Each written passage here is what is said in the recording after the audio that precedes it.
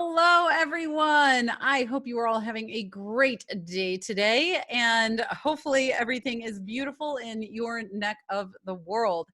I wanted to come today and really give some definitions. I titled this one, The 6570 Meets Webster, because I wanted to give some definitions here. There's some things that I often say that I wanted to give some clarity on in case I say them and you're like, what? So, first of all, the name of this podcast is the 6570 Family Project podcast, right? And so what does that mean? What is 6570? Well, I alluded to it in our first episode, but it is the number of days that are in 18 years.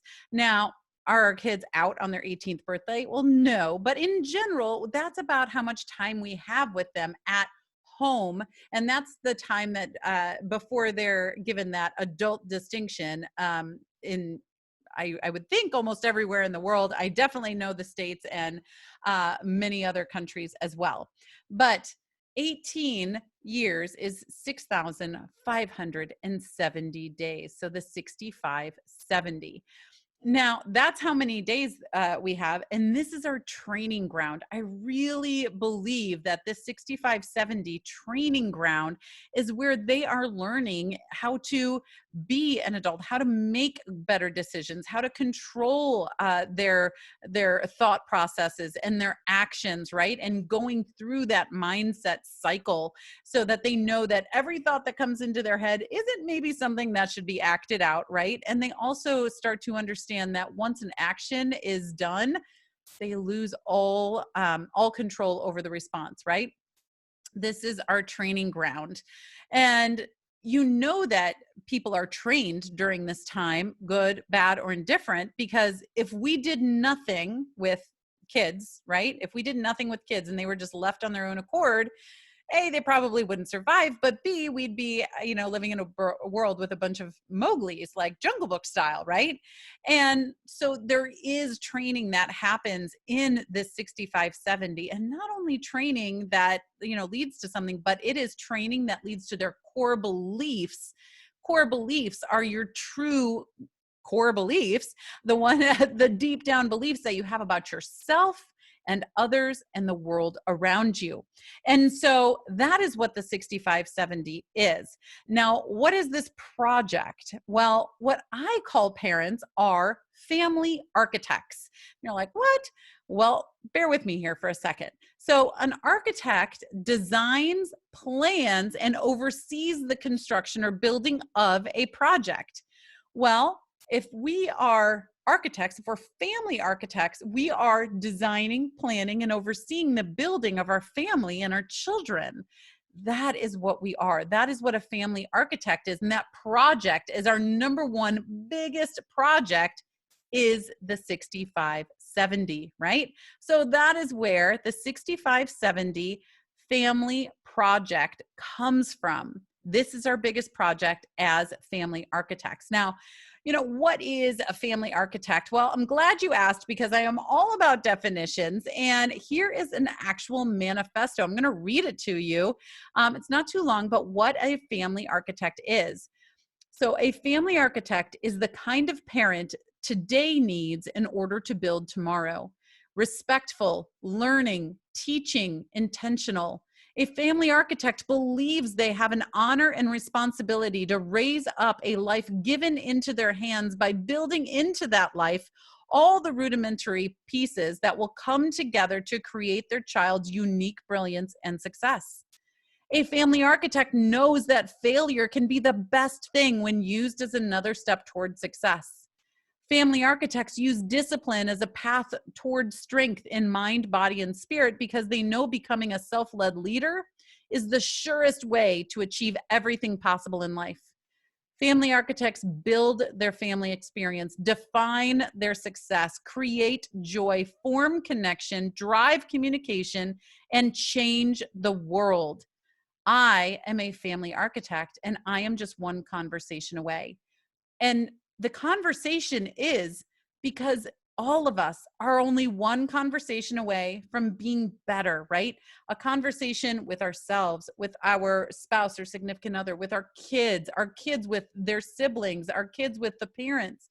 Those conversations are vital. So that's what a family architect is. You are a family architect, right? You are building right now. Now, and your project that you are doing is the 65-70, right? Your kids are between that day zero, right? And 18, 18 years. So somewhere within that 6,570 day spectrum lies you with each one of your kids. Now, something else I really use a lot is the bow and arrow. Now, an arrow, and you'll see this in my logo and why it's here. I like to explain all these things. I'm a very, very visual person. And so you will find throughout here, I throw out a lot of visuals, a lot of metaphors, and you'll probably notice that I use a lot of movie references as well, because I am a child of the 80s, and that's what I did for a great majority of my life is watch the movies. So definitely older movie references, but some newer ones too. I'm still good. I still, get to see a movie. I love watching movies. Anyway, so a bow and arrow.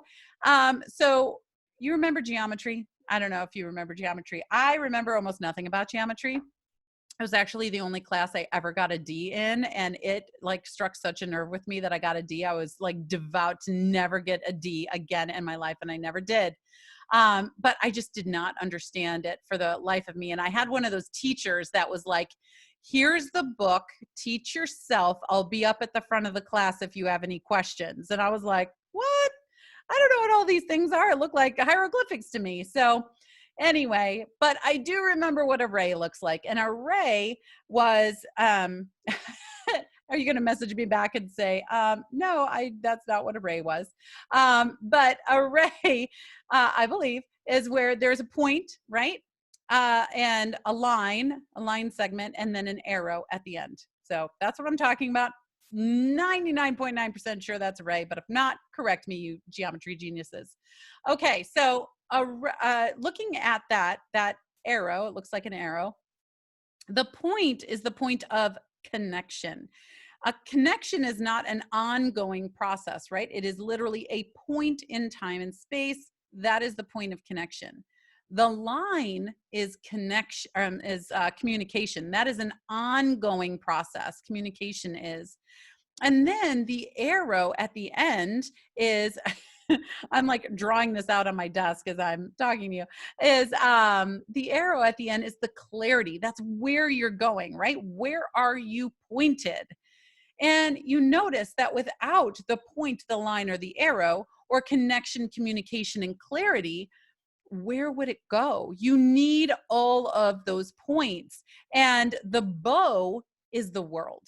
The bow is tension in life, because I don't know what kind of life you've been living if you've never had any sort of tension in it, but I don't think you're on this world or in this world.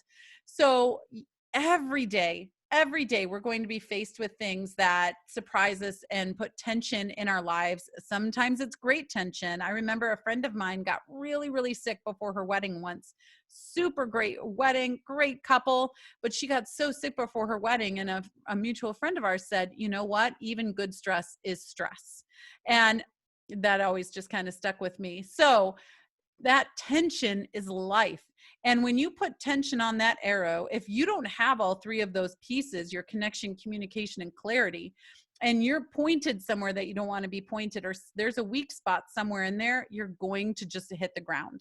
And it's not going to be pretty for you, and it's not going to be pretty for anyone else around you. And I know, especially if you're listening to this right now, you do not want your kiddos to hit the ground, right? That's not how we want to start off life. That's not what we want to be doing right now. And so helping them by connecting, having that communication along the way, and helping them form that clarity is going to set them off on the right path. Okay, so that's the bow and arrow. That's why it's in the logo. Now you know why it is the 65-70 family project, the 65-70. And you also know why it is a family project. And lastly, I just want to go over, you've heard me say these words, which are words that you, as far as I know, will only hear from me, and that is self-led discipline and leadership. Leadership, you'll probably hear somewhere else, but self-led discipline is the pathway to that leadership. And let me just explain this a little bit. So Jim Rohn, I just like nod your head and give a little thank you if you've ever heard of or heard from Jim Rohn. He's passed away now, but brilliant. Anyway, Jim Rohn, he has my favorite definition of discipline, and that is that discipline is the bridge between goals and accomplishment. Okay.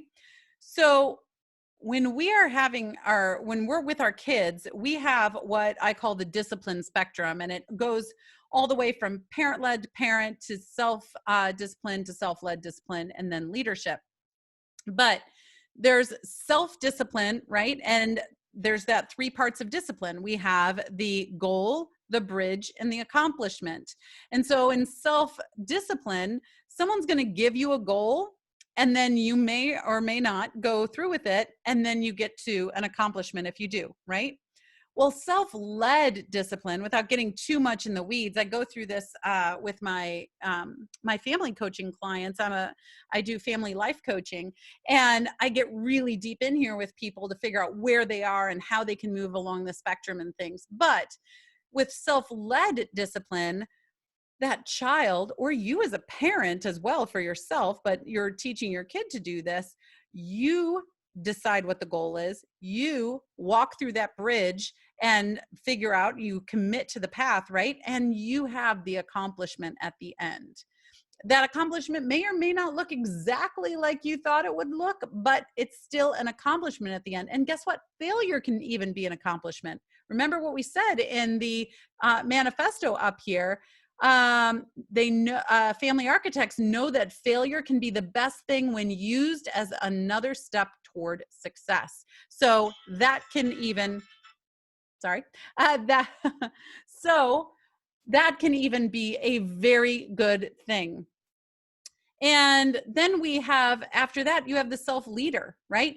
You have to be a self-leader to even be an effective follower, right?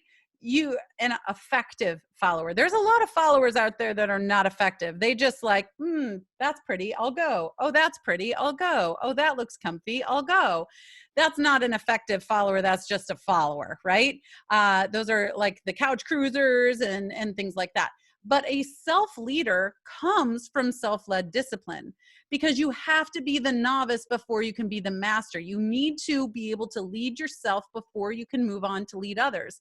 And some people may or may not ever lead others, but they still need to be able to lead themselves in order to be an effective follower, an effective employee, right? An effective part of a team, an effective part of a family. You need to have that self-led discipline and that self-leadership. So I hope I was able to give you some definitions today: self-led discipline and leadership, the 6570, the family project, what a family architect is, and why there's this bow and arrow in our logo. So I hope you have a great day today, and I look forward to seeing you soon.